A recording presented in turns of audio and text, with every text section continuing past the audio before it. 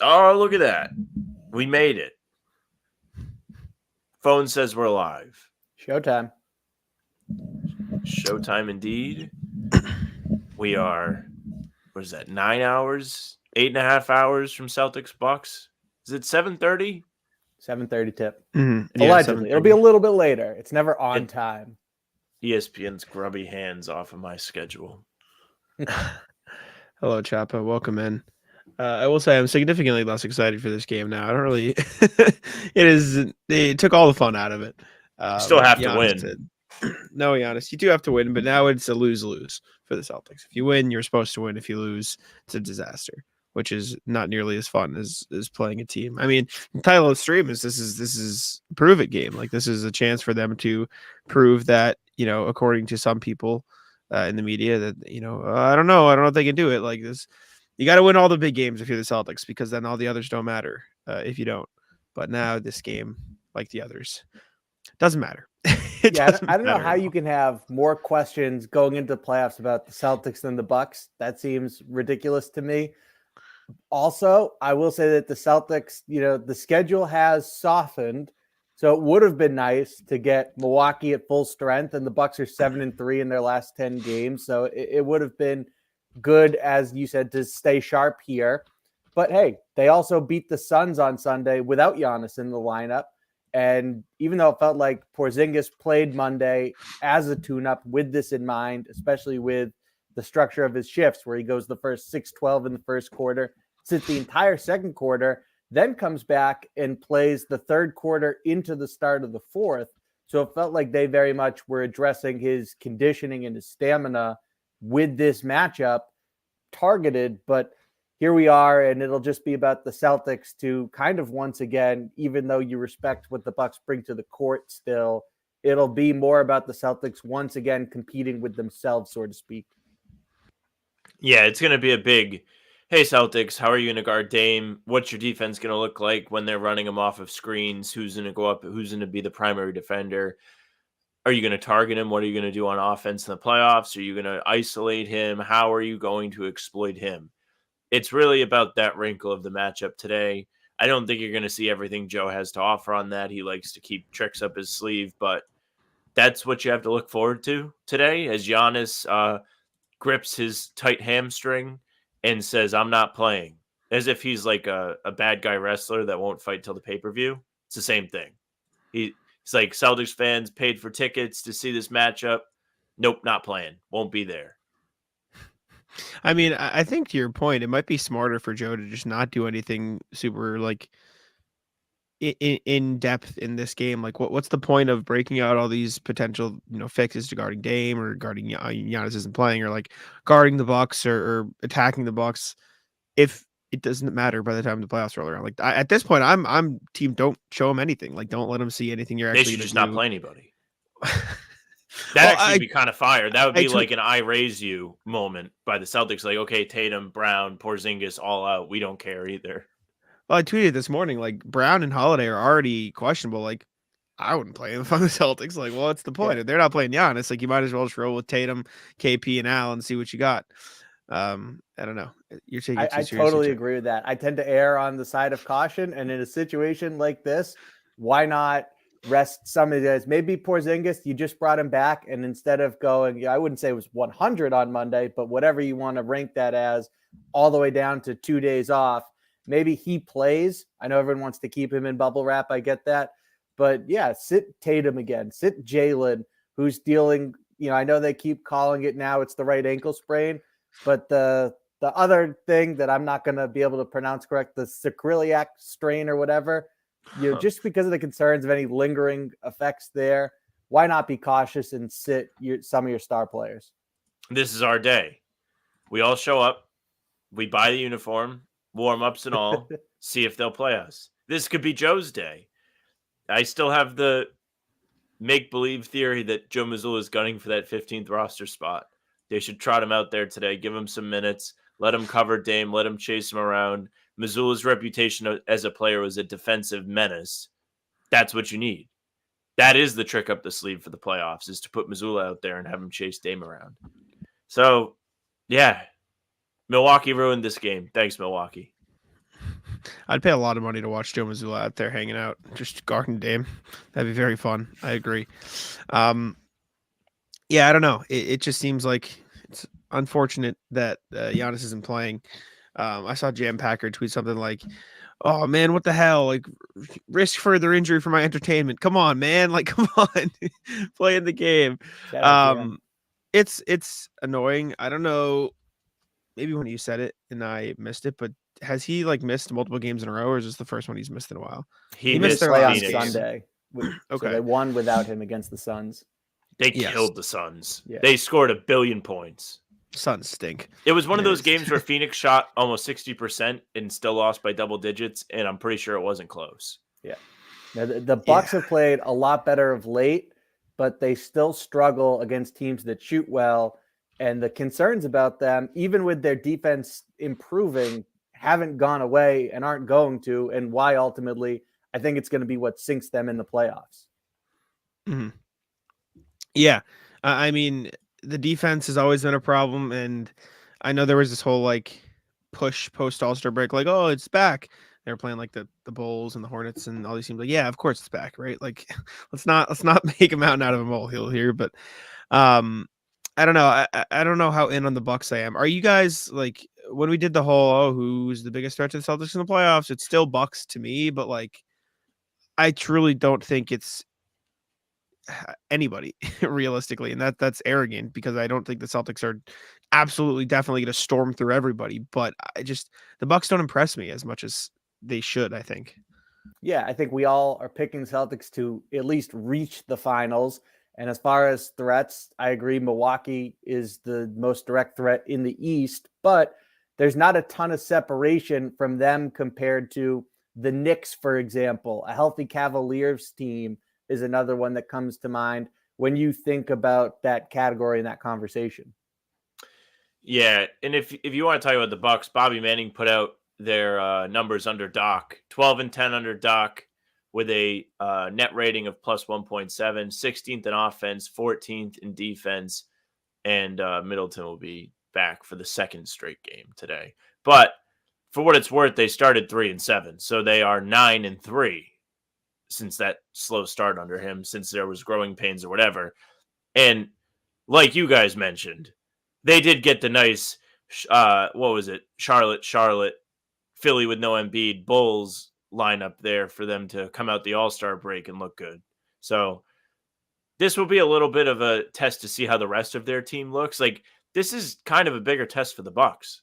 Like, they need to come out and prove that they can hang with the Celtics. I don't really know how much the Celtics have to prove, which is, somebody said that too, but it's true. It's a fact. I don't think the Celtics have to do anything at this point because, like, spoiler alert, if the Celtics lose this game, they drop from first in the East up 9.5 games to first in the East, 10 games up to 9 games up, which big scary difference there. The Celtics have to go, how many games left in the season? They do hit a double-digit lead. 68, 14 games left. They have to go 6-8 to win 60 games this season. If they win today, they clinch the division. Hang the banner. Division, the all-important division. It is funny because the entire top of the East, like Celtics 6-game win streak, Bucks 2 in a row, Cavs just won their last one, Knicks 4, Magic 4, Sixers 2, and then the Celtics lead just keeps growing because they've 8-2 in the last 10 and won 6 in a row as well. So nobody in the Eastern Conference has been able to make up any ground for the last 3 months. It feels like the Celtics have 10 more wins and 10 fewer losses than any other team. And I know that's what 10 games back means, but like thinking about it from that perspective is crazy to look at on the paper.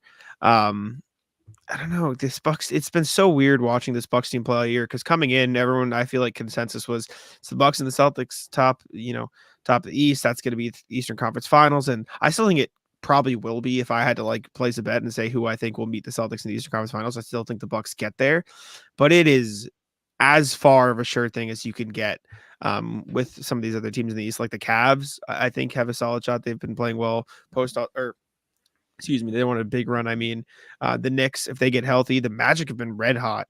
Like it's just a weird spot if you're the Bucks. And I guess I can get there with like this being a prove it game for some of those Bucks guys. Sorry, I had the hiccups for some of those Bucks guys. But if I'm the Bucks at the same time, if you lose this game, you're just like, oh, we didn't have Giannis, right? Like, that's why I can't like get as excited for this game anymore because it's not going to matter no matter the result because there's going to be some Best case. narrative. Bucks fans love this. If I was a Bucks fan, I'd be pumped. Yeah, it is a win-win if or a you're- no lose. If you're the Bucks, you get to experiment with certain things that could potentially come in handy in the playoffs. It's not even just against Boston, but if it is 2-3 and it's you against Cleveland, or you end up playing the Knicks, some things that maybe you can utilize, especially when Giannis is on the bench, for example. But as far as the Celtics go, and I understand, if they lose at home to Milwaukee without Giannis, what does that mean about them? And see, people who put the Bucks over them in the playoffs can put their chest out. At the same time, I really think it is all about whatever's going to happen with the Celtics in the playoffs. And that'll tell us how, quote unquote, for real this team is, if you want to call it that. Or for those who are dubious that this is just regular season success that won't translate as well, then, they'll either have to eat their words or be able to say they told you so. But in the regular season, I just don't think there's much there, even if they were to lose tonight, especially if they end up resting people as well now. It is a must rest. Has to be. So you want a lot of Jordan Walsh run tonight? Just match the energy from Milwaukee. Like, you have to raise them. Like, this doesn't matter to you. Fine. I don't care either. No one's playing for the Celtics. That would be chess. Your pauses kill me, man. Because the last time you weren't pausing and then you stopped fully, and then that time you were pausing it again. That one I just thought of the chess thing after. I was done. You read it correctly. It wasn't mean to cut you off. I know it's never like meaning to cut me off. It's just every time I think I've got it, I never got it. Nasty hesitation. It's insanity. It's an elite. I wish I could do this on the basketball court. Actually, like, that would be fire. I can't do it. But yeah, Celtics-Bucks tonight. Like I said, Jaylen and Drew were questionable. Last time we got an injury report update from the Celtics, it feels like those guys might not play. I will say Sam Hauser was also questionable, so that is good sign for the ankle injury thing. In terms of how long he could be out, so good for them. And the Celtics.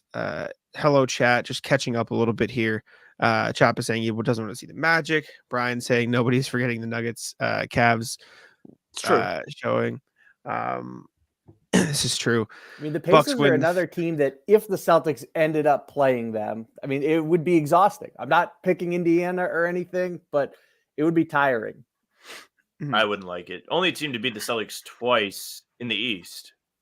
Wouldn't love it. Yeah. It was the only team for a while, then Denver did it. So yeah. Anyways, next thing, doubling back to the last game, Derek White, triple-double. We talked about it on the pod when we discussed the Pistons game. He fought for it.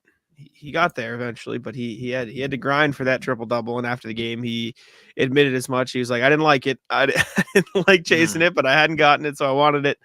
I said it then. I'll say it now. If anybody's allowed to chase a sat, I'm okay with Derek White doing it like once every blue moon. Yeah, and I mean, it's the end of a blowout game. It's his first triple-double. Why not go for it? He's come close a few times, and it slipped through his fingers.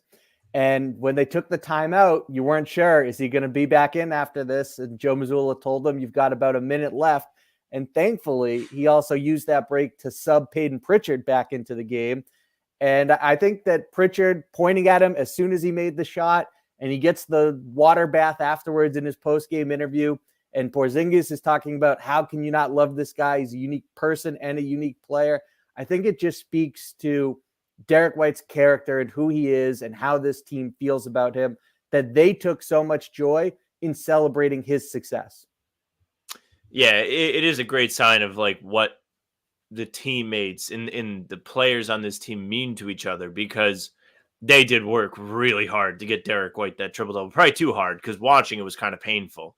He was like having to force passes, and guys were taking shots they probably wouldn't normally take and missing them, and nobody could get him that 10th assist. It took forever. And like you mentioned, like the clock was ticking. Joe Mazzulla was about to call it a day.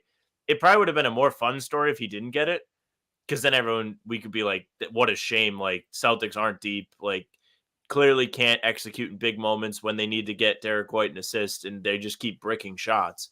So them getting that kind of a big saving grace, like then you would have the risk of this game coming in and, maybe the extended bench guys getting run today too, and then not showing up on a national stage, they would really be on the hot seat. And you would have, I think it was Chuck, come out again and say they should bring Porzingis off the bench to help their depth problems, which they don't have. You're shameless. That was some great talk radio work right there. You're shameless. That's disgusting from you. Yeah, I mean, I'm fine with the triple double. It was fun to watch. It was funny to see them sub out Springer for Pritchard just for him to hit the shot so Derek White could get it and get out the game. Hello, Michael Petras. Thank you for joining in. Eli yeah, saying I'm good with it. He did that. The interview was hilarious where Derek White doesn't like stat padding. Was that a shot at Giannis? Your thoughts? No, absolutely. You're Never shameless. forget the time Giannis threw right now. the It's rebound disgusting. to himself at the end of the game, and they took away his triple double because it was shameless stat padding. This is horrendous from you. Hey, Ricky Davis approves. It's terrible. Yeah, good for Derek White.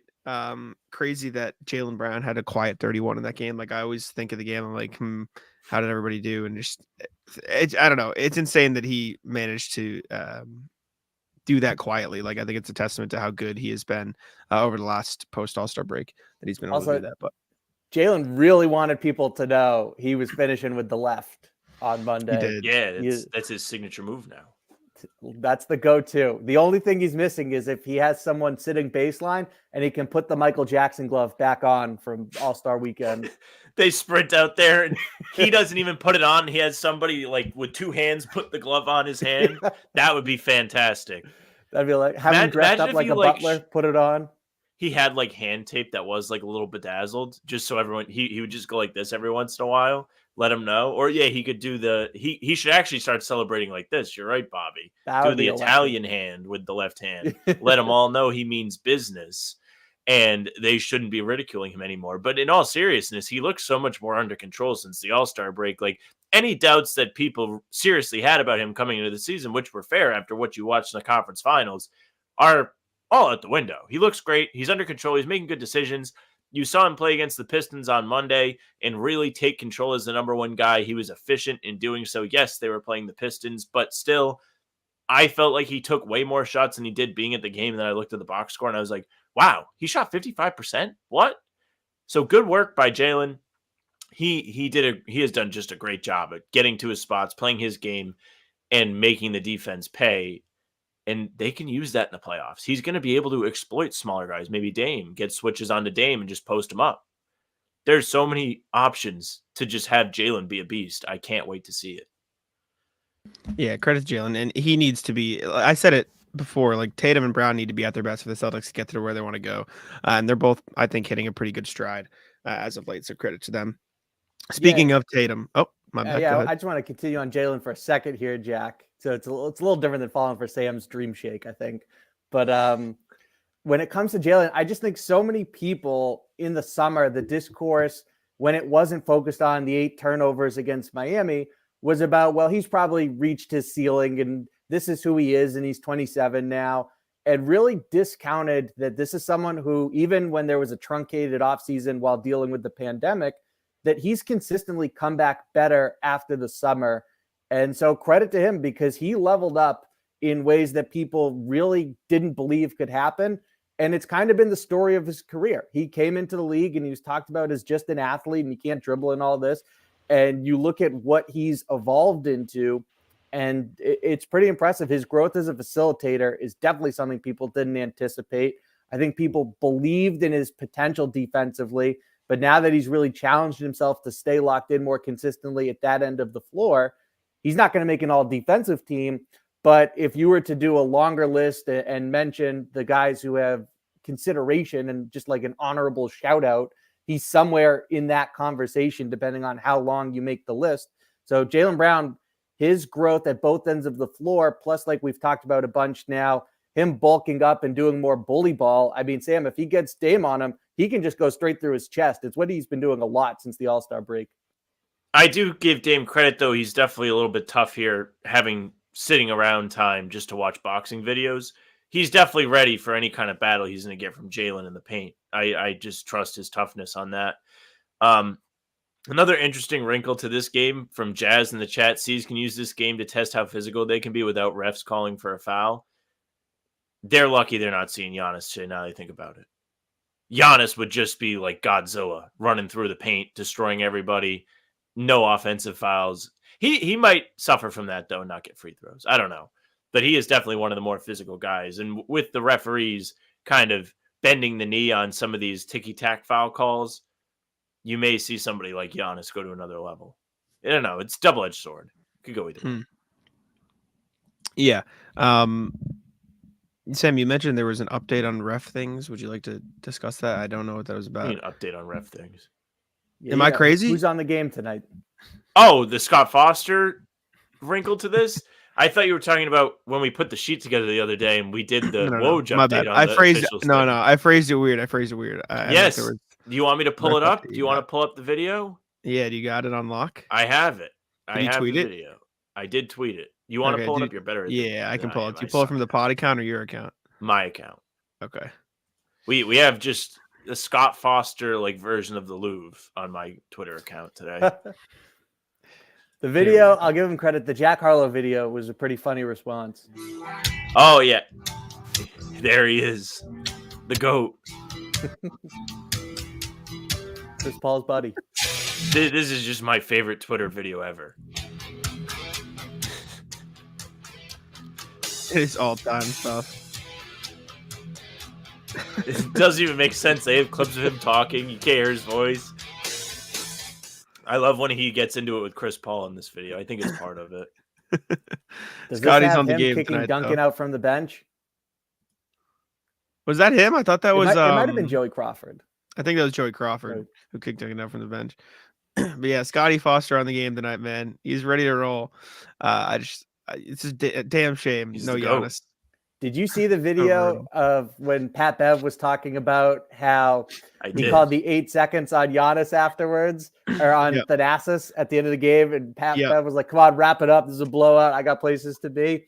And Scott, he told him, I'm going to butcher it. It's too long a story, but basically he told him, "Don't make me call Chris Paul on you, Scott." And Scott Foster turns around, and Pat was like, he could have tossed me from the game. He could have done whatever. He just turns around immediately without missing a beat and goes, "You don't have Chris Paul's number." It's phenomenal. I love it. He's the GOAT. He's amazing. But last thing, potentially, we've got LeBron talked about Jason Tatum on his new podcast with JJ Redick. Sam and I discussed this on our pod, which comes out tomorrow, but we can talk about it with y'all. No, we did the video. Bobby here live. It's out. Oh, you're right. It was its own video. But LeBron James saying basically that Tatum's playoff resume is better than a lot of people's. He called it elite. Tatum's only 26 or 25 when they recorded it, I think. LeBron just doesn't know his birthday. Wouldn't shock me. Scumbag LeBron. I was waiting for it. That's why I paused for you to be. Actually, I can't swear here. But LeBron basically going on this whole tangent saying the Celtics have been great for so long. Jason Tatum's playoff resume is underrated. I saw somebody come up with my TikTok saying I disagree with this, basically saying like Jason Tatum's teams have been so much better. It wasn't like in a nasty way, but saying like I don't think this argument's all the way fair. But Bobby, thoughts? I mean, I would clap back at the comment because Tatum was the best player on a team that went to the Eastern Conference Finals and nearly the NBA Finals as a rookie. And so I think that the idea that Tatum's been on these stacked teams is not to say they're bad and he's just carrying them, but I don't think they're as good, or I think people be surprised when they go back and actually look at some of these rosters. Again, very good teams. He's had plenty of legitimate chances to win a championship by now, but LeBron's absolutely right that historically players typically don't win until they're 27 or even a little bit older in a lot of cases. And so for Tatum at 26 to have gone to at least the Eastern Conference Finals 4 out of 6 years since coming into the league, to reach the NBA Finals and get within 2 wins of a title, to reach the All-NBA first team twice already, and to make an All-NBA squad 3 times, it just speaks to him being elite in terms of what he's accomplished individually and the success that he's led his team to. Yeah, this is a funny thing, Jack. You know what I just had pop into my head? You know how when we watch the Celtics, right? Let's pull Remember last year when they had like nobody play against Milwaukee and the game went into overtime? Yeah. And I came on the pod upset because they didn't win. Yeah. That is what this is for Jason Tatum. Should they have been in the Eastern Conference Finals 4 times? Maybe, maybe not. But when you are there, it feels like you should win. They definitely should have won the finals. They probably should have beat Miami last year. They not even in the game 7. They should have just took care of business from the jump after having 2 playoff series go far too long in the first 2 rounds. You think they would have kind of locked in and been like, all right, we're done playing around, but they didn't. And then the bubble heat series was out of nowhere. It felt like they should have won that too. So there's all these different instances that people remember them coming up short. And that's why it's an indictment on him. Not so much when you take a step back and you look at it from the wide lens, you're like, oh, wow. Like, yes, like everything LeBron's saying is right. Like, yes, like at 26, 4 conference finals, 1 NBA finals appearance. That's incredible. Nobody does that. But when you just have the way it went in front of you and you're just like, I feel like they could have got more out of this. That's why people hold it against Tatum. Now, I did write about this for Celtics blog. It was mostly aggregation, but I tied in a few storylines. The Windy thing from earlier this year when he was like, hey, people aren't voting him for MVP because of the 2022 finals. They're still holding it against him. That is also a little bit of like what LeBron is defending against. It's like, yes, they have not gotten over the hump yet, but the fact that they are there is incredible. And they should be like commended for that instead of having it held against them. Everyone's just like, Tatum sucks. They can't win a championship, blah, blah, blah, blah, blah, blah, blah. And I think we all feel that like this year, if they don't win, help us. But the fact that it is a national storyline where people are just like, yeah, not sure how good he is. Kind of unfair. Yeah. I think the important context as well is like in the moment, like, of course, if you're there, you should win. But I also think it's important to take a step back and then realize in hindsight, like how impressive it was. Not just saying like you were there, you should have won, but like in the moment, think that. But then after stepping back, realizing, okay, it's impressive that they got there. It's impressive what they've been able to do. And so I think both things can be true. And yeah, Jazz, the whole Allen Iverson thing was fun. Sam and I did talk. We talked about on the pod now about Allen Iverson. I kind of forgot that we released those videos separate because we did them all yesterday. And when I saw that comment this morning from Jazz, I was like, is he making fun of my neck? No. But no, the video of us talking about Allen Iverson is just not out yet. So. No. There's so many good clips from Jay Williams on podcasts, especially the one with Haslam. Which one are you talking about? I don't know. He went on with Haslam and Mike Miller, and I'm maybe you didn't, great but podcast, like the one OGs. of his stories, Jason Williams, is that he coached a high school all-star game, and 2 minutes in, the director who put the event together taps him on the shoulder, and he goes, why isn't number 2 in the game right now? He goes, is he supposed to be in? He goes, yeah, he's the best player in the country. He goes, all right, timeout. And he goes, you go in. And it was Anthony Edwards. So he just played him the rest of the game. That's amazing. Wow. That's all I got. Bobby, do you have anything else you wanted to talk about before we get into trivia? Now let's get to trivia. Alrighty. Big day. Yeah, Sam, you're looking for a bounce back, huh? I've lost 3 straight, all in the last question. Okay. Or on the last answer, I should say, because it's one question. Trying to ride this momentum. So today we're going to be doing, let me pull up the Google Sheets just so I have everything ready. Everybody turn the chat off. Chat's off. Or I guess everybody, the 2 of you turn the chat off. Since 2010, so we're doing, yeah, right. We're doing current. So from 2009, 2010 on to now, the most points scored in a single overtime period by a Celtic. So who has scored the most points in a single overtime period? We were going to do fourth quarter. I thought, excuse me, this was more fun, would lead to better results. I almost just shared the screen of the answers rather than the this. So here we go. So it is most points scored in a single overtime period by Celtic since 2010 or 2009-10. Okay. And Bobby won the last one barely, so Bobby, you'll get to go first. Paul Pierce. Paul Pierce. Let's take a look here. Paul Pierce gets you 12 points. Oh. Tatum. Jason Tatum gets you 12 points. Ooh, touche. Matched. Right there. You're in tennis when they do with the rackets good rally. Mm-hmm. Choppa, that is, I'm pretty sure that's a pretty good answer. Isaiah Thomas. Isaiah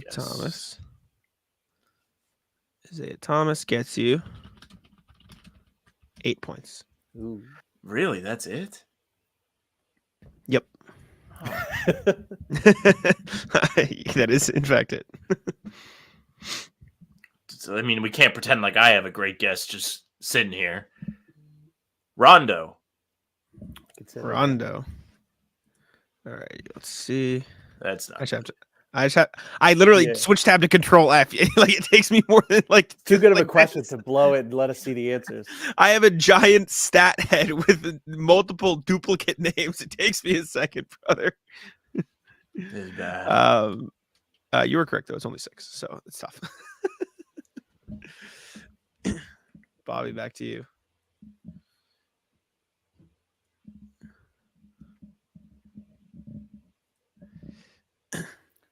Ray Allen. I'm not sure. Ray Allen. Let's see. Just got to make sure I get the top one. All right. Yep. Ray Allen gets you 5 points. Wow. That's it? I just keep saying that to Bobby's guesses. I'm not even trying to like insult him. As if you didn't get 6 on the last. I was gonna say it's one less than your second guess. Not calling the kettle black here, pal. I'm gonna guess Jaylen. Jaylen Brown. It's gonna be more than 5. Gets you. Hope so. 11. Ooh. All right, good guess. Do you have the game? Yeah. Do you want to know what that game was? Is it Orlando when he had 50? No. That was no. That's not in here.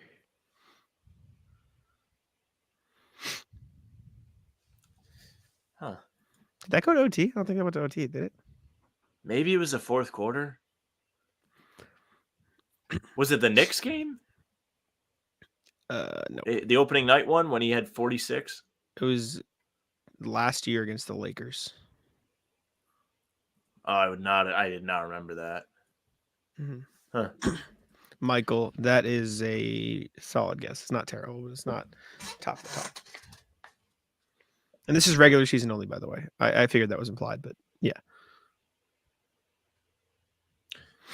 Did not know that. Well, not that it matters, but everything we've ever done. Unless I say playoffs, then it's. I will go with Kyrie. Oh, that was my next guess. Oh, Kyrie gets you 12. Funny how that one didn't take you a while, Jack, because it was a good guess, huh? Giving me a hard time. I knew the top of the list. Look. That's what I mean. That's what I was like. Oh, you have to look like that's not good. Oh, yeah, because it's literally the first one on the list, brother. Exactly. Like, yeah, no crap. But it's not even like you waited like 30 seconds for me to look. You waited. It was okay. My tab hadn't even. Oh, hold on, Sam. My tab hadn't even loaded yet when you started giving me crap. Like I switched tabs and it hadn't even loaded. You bum. Guess, Mr. 6. All right, pal. It's a good question, man. Good job, Jack. Loser. I guess Kemba. Somebody just guessed that in the chat. And I need to look because That's bad. Didn't look when you asked. Correct. 6. Yep, bad. I was hoping you'd go lower. Still anybody's game. Oh, you have it so it adds the column? Nope, I've been doing it manually.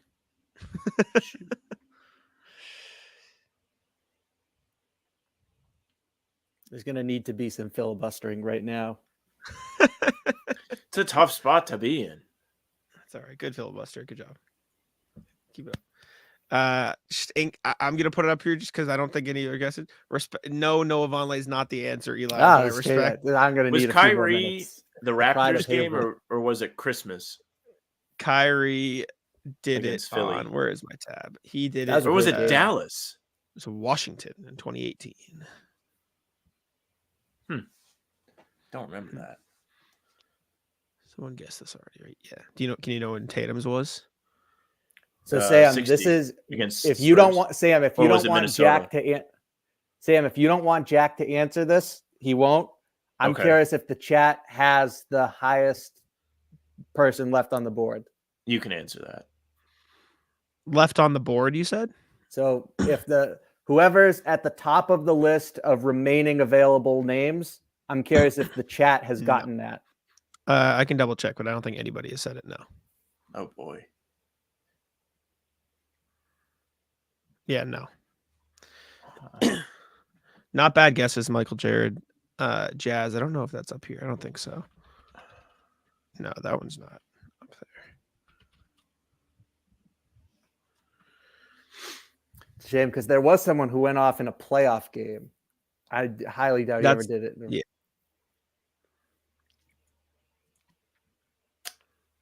Tough. Eli, don't think that's up there, Eli.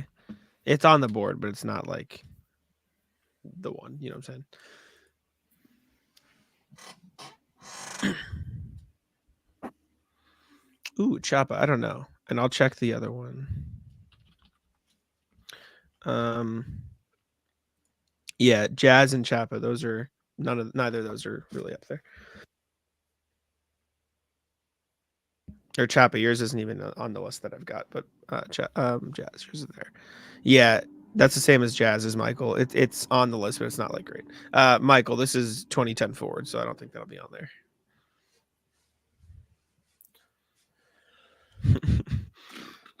All right, I will finally. You gotta concede. No. Can you imagine passing right now? What do we got? I don't love any of the names that come to mind, so I will take a chance on Derek White. Derek White. Oh boy. Let's see. This might be good for me. I hate to break it to you, Sam, but it is not good for you. That is 10. That means 10. I probably can't win. You cannot. No. You I'll clinched guess it with that. I'm sorry. I'll guess Marcus. Marcus Smart gets you 7. Good guess. Mhm. That was a good pull by Bobby. What Yeah, game that was was the big Derek time. White one? Derek White was Must have this been year recent. against Detroit. This season. Can I tell you one of the thoughts I had is that I wonder if Jack came up with this because Jeff Green went off in overtime one year. I did not. It wasn't Jeff Green. Nobody guessed that though. I didn't feel good enough about it to guess, but I was worried that was going to be like proven in hindsight. I will say, you guys missed a 10-pointer, a 9-pointer, and some 7s. I think Avery Bradley was in my head too. And then nobody Terry guessed Rozier was in KG. my head. Neither of those. Avery Bradley was 5. Kevin Garnett was 4. Oof. Or sorry, Kevin Garnett was 6. But yeah, neither were the 10 or the 9. Do you want to keep going, or do you want me to tell Kelly you? No, he is a 7 though, so that wouldn't be terrible. Did Al ever have a big overtime game? No, Horford's is 4. Oh, didn't Porzingis have a good game against Detroit too? Porzingis is 6 against Detroit. 1. So the last 10-pointer did it on December 3rd, 2014 against Detroit.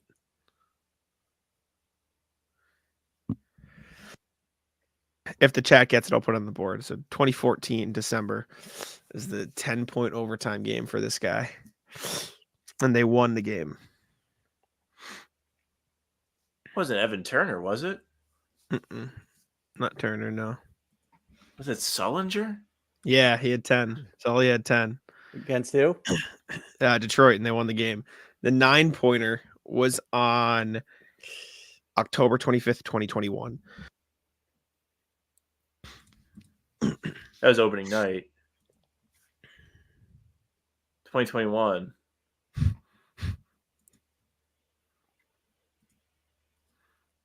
They won against they won They against lost the Knicks. They won against Charlotte on October 25th, 2021. Was it Rob? Mm-mm.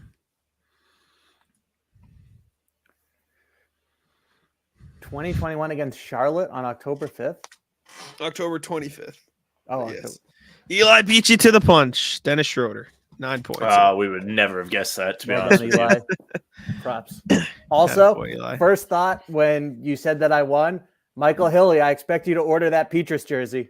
Yeah, that is the series. What did we say we would do next series? Oh, the Lifeline. Yeah, you The guys Lifeline I get to read thing. you the last chat. But you got it. Yeah, it is Dennis Schroeder. He goes, I was joking. It is not Tristan. Michael goes, if it was Tristan Thompson, I'd get his jersey. Luckily, you're saved. Don't worry about it. But any final thoughts, Bobby, before we get out of here with your trophy in hand? No, I'll see everyone at the parade. That is I hope it 3 rains. titles. Hey, Three either titles way, for we're going to Bobby. party. I will say you turned it around, Bobby. This format, you were down in the getting dumps about it, and then I know. I thought Sam might break the brooms out on me.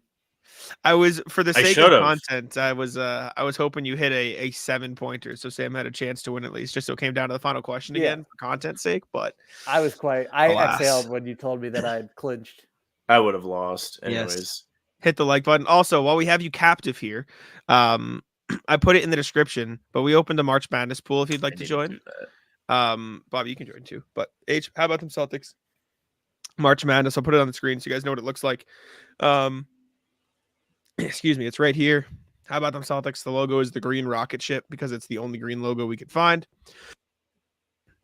We did our bracket on the pod that airs tomorrow. I did one. My dad's done one already. Sam's going to do his. Bobby, you're welcome to do it as well. Definitely. So chat, if you're here watching on YouTube or Twitter or anything, it should be in the description. If not, just go to search ESPN March Madness Tournament Challenge or something like that. Get to the groups screen and then search How About Them Celtics with the apostrophe in front of the bout, just like it appears on the YouTube channel. So everyone can join. If you enter your bracket, whoever wins the bracket, we're just going to give free merch to or in Popnito. So you'll get something if you win the bracket. So make sure to head over there, join it. The link should be in the description. Anyways, thank you all for tuning in. Make sure to leave a like on the video. Check out Bobby's work at si.com/NBA/Celtics, and I'll let Sam take it out. Hey, thank you very much for watching. If you're with us live, we appreciate that. It's a ton of fun doing the Talkin' C's streams. Make sure you subscribe to the YouTube channel, hit the notification bell, leave a like, and you won't miss any of our daily content going up. We have pods Tuesday, Thursday, Sunday. These shows are Monday, Wednesday, Friday. Game recaps the day after. All games a half hour before we will be live for pregame. Who doesn't love it? Make sure you give Bobby a follow on Twitter at Bobby Kravitsky. Like Jack said, you can find all of his Celtics coverage for SI Media on Inside the Celtics. Great coverage. He's at the games, he's at practices. You want to follow him. You can also find our show on Spotify and Apple. The audio pods and game recaps are uploaded there. So if you leave a 5-star review, we would appreciate that. If you want to email us, you can do so at hbtcpod@gmail.com. We go through your emails each show, and we give you feedback. You can find our socials at How About Them C's. That's for Twitter, Instagram, and TikTok. The Facebook is just the name of the podcast. All streams are there. They're on YouTube, and they're on Twitter. Jack's Twitter is at Jack Simone NBA. My Twitter is at Sam LaFrance NBA. That's it for us. Bye.